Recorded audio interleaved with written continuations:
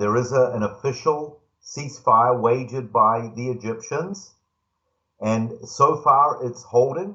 Although yesterday we had a barrage of missiles that fell on our territories, and I don't want to defend the Islamic Jihad, but they claim they had good reason to do that because yesterday we celebrated Jerusalem Day, Yom Yerushalayim, and that was the celebration of in 1967 when the IDF, the Israeli Defense Forces, unified Jerusalem, capturing Jerusalem. The first time Jerusalem was in our hands in almost 2,000 years. And of course, they were very upset about that. So they sent over a few missiles just to let us know that they were very upset about that. And they still are. Yeah. Well, I guess my red alert says the last time a missile came in there was on the 14th. So I don't know why my red alert didn't go off at those. Did yours? It did. It did. Yeah, because the 14th is the Yep. last alert I got.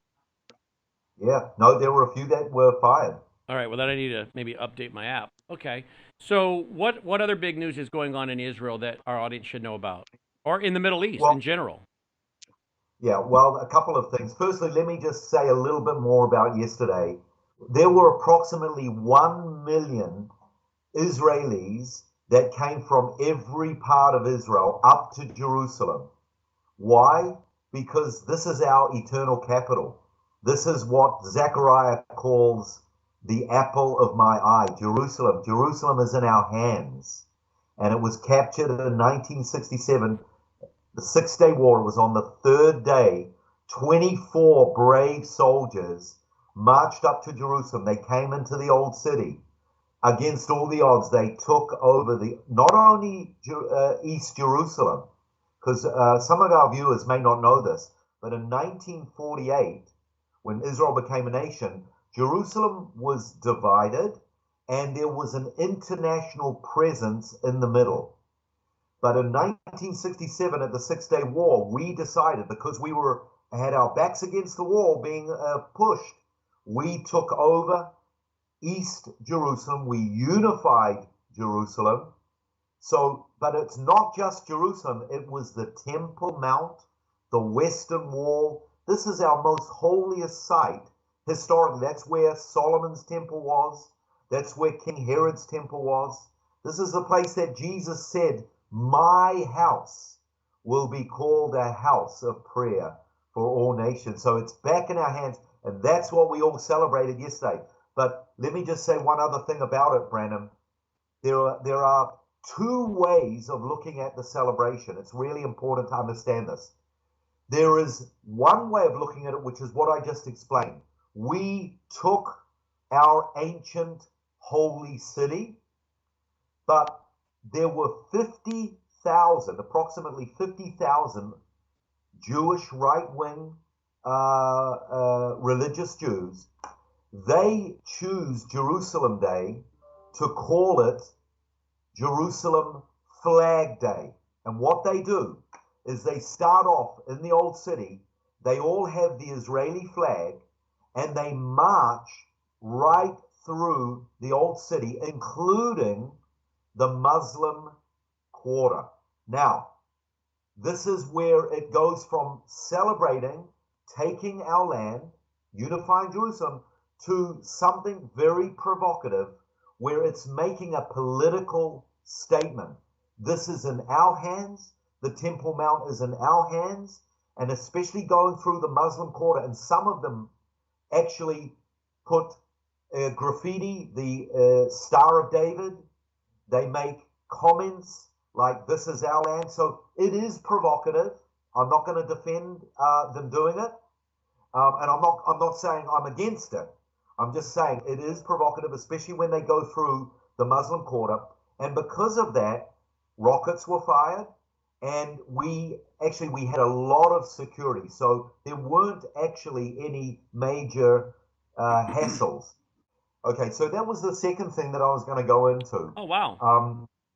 Yeah, Saudi Arabia, a couple of months ago, they made not a peace deal with Iran, but they made a pact. that they were not going to let Israel fly over their territory. It was a big shock to us in Israel and probably to you there in America. So, but now it seems that they're coming out saying, well, Iran are our greatest enemy. Recently, the Americans have been in Saudi Arabia talking with the Saudis, and everything in our news is pointing to not when Saudi Arabia are going to make a peace deal with Israel. I'm sorry, not if, but when. Everyone is talking about, especially this last week. And the other big news is the Americans not only have given Israel the green light to attack Iran, but now the Americans are wanting to do joint exercises. The American army, they want to do joint exercises with the Israeli army. Now, this is big. It's gone from America giving us the green light to attack. A few months ago, I reported on your program, Brannon, that they are sending us these big airplanes where you can refuel in the air. On top of that, about a month ago, I reported that Azerbaijan and Kazakhstan now have Israeli embassies, and they are right on the border of Iran. But the latest, which came out just a few days ago, is that the American army are doing joint exercises with the Israeli army. But here's the big question mark over it. A lot of Israelis are very ambivalent about going into it with the Americans. Why? Because once they make an agreement to do joint exercises, they will be bound to only what the Americans and the Israelis agree with at the beginning. That means that Israel will not be allowed to go on their own. They will be bound by America, and anything can change. So we need to be careful making this kind of agreement with the American army, because it may put us in a bit of a straitjacket. All right, joining me now is Dr. Andy Woods. But before we go to Dr. Woods, I have just received sad news of the passing of Timothy Keller. You guys know that I have been quite critical of Tim Keller over the years, rightfully so, for pushing social justice, pushing communitarianism. He's heavily featured in my book, Marxianity, as one of the neo-Calvinists that has really been pushing the whole cultural Marxist ideology into evangelicalism with social justice.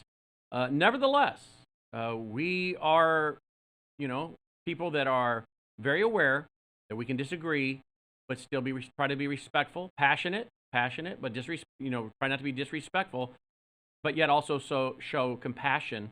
And so it is with sadness that we announce the passing of Tim Keller, a pastor out of New York who died at 72 years of age on May 19th, today. I believe it was cancer. And so, again, we send our condolences to his family. But you guys would want to know that news. Joining me now is Dr. Andy Woods with our Middle East prophecy update each and every week. Dr. Woods, welcome back to the broadcast. What do you make of what I just said? I mean, I don't agree with Tim Keller on so many issues. I'm sure you've taken issue with some of his promotion of redistribution of wealth, social justice, socialism, pushing the modern church into that whole social justice arena. But we do offer his family condolences. Well, I just think of biblical text that says God, takes no comfort or joy in the death of the wicked.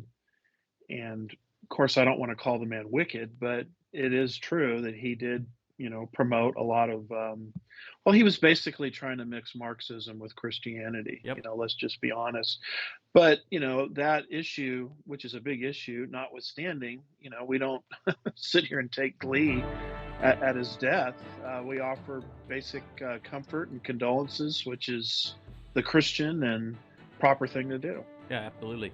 And I invited him, I think on more than one occasion, onto my broadcast, publicly invited him onto the broadcast to debate me, to look at the scriptures. I showed many, many times where he was just grossly taking the scriptures out of context. I mean, just horrifically.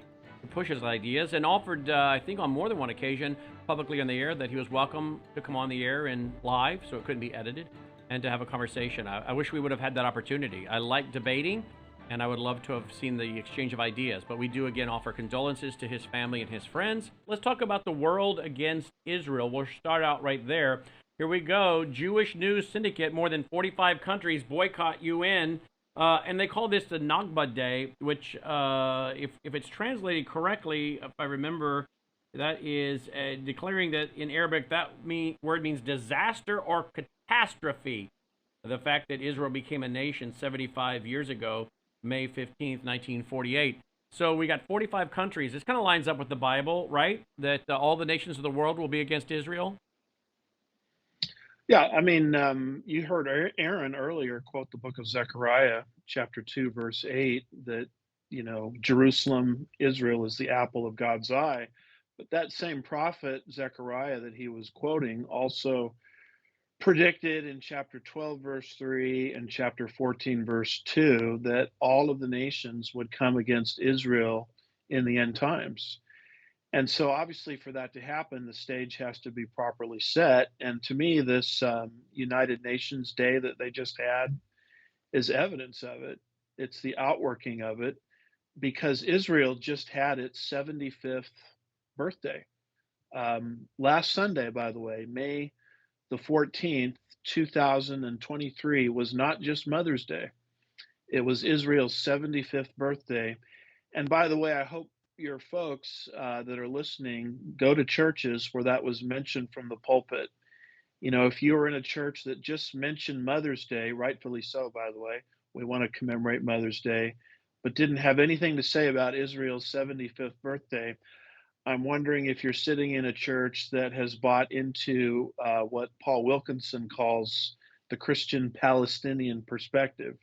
So Israel's birthday is a miracle. It's prophetically significant. And here comes the United Nations calling it a day of disaster.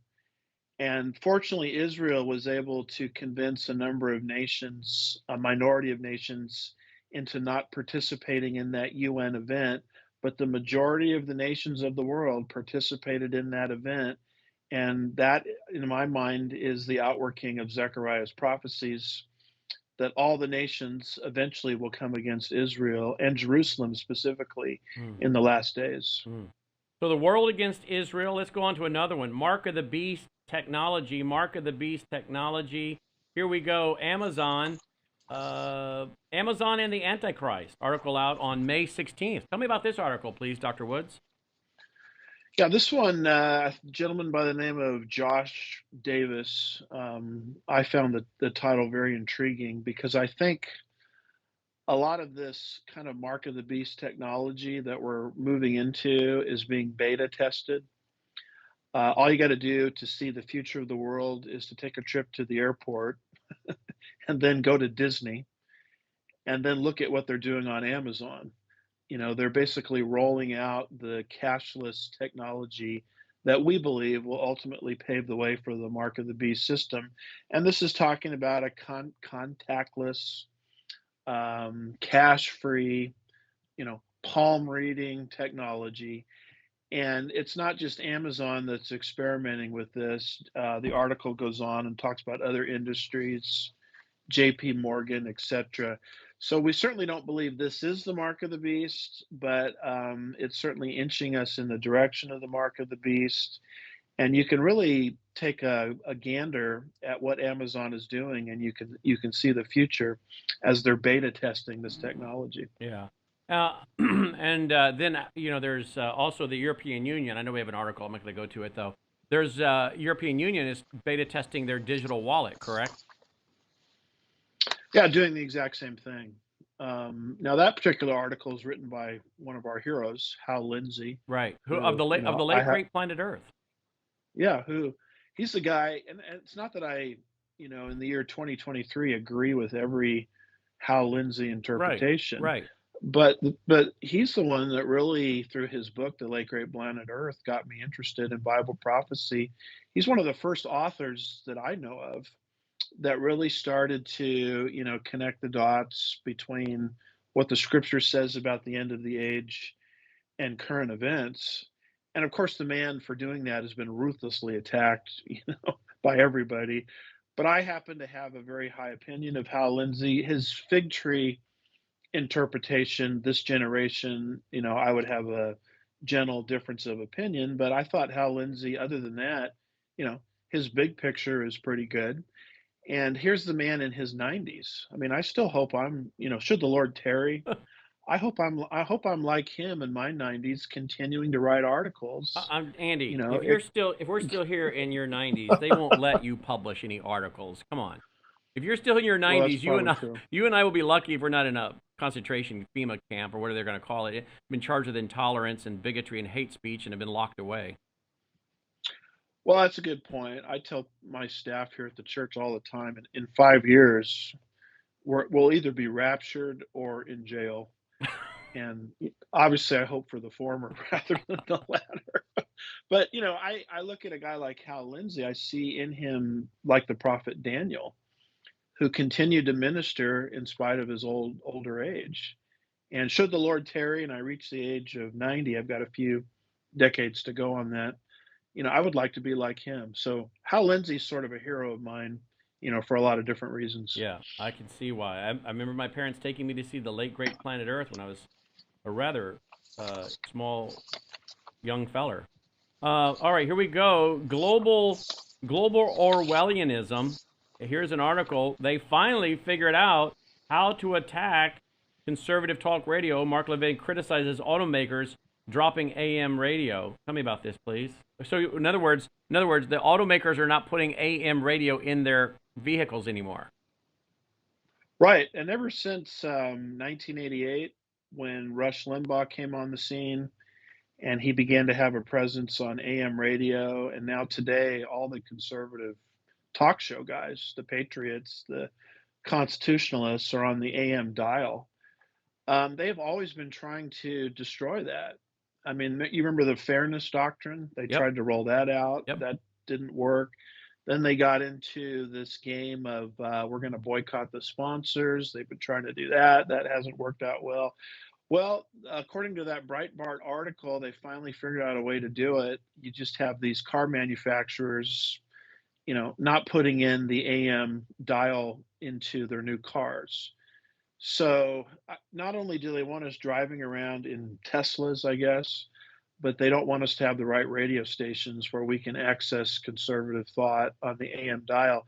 The AM dial is a big deal because, as you know, Brandon, most people don't have the time to research the way you do, the way I do. They're busy with their lives trying to make ends meet, and they just have a quick drive somewhere, maybe to and from work, to figure out what's going on in this country.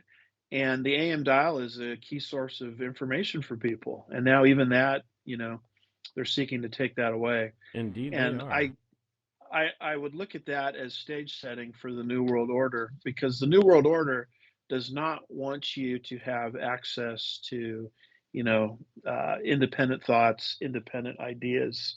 They want groupthink across the board.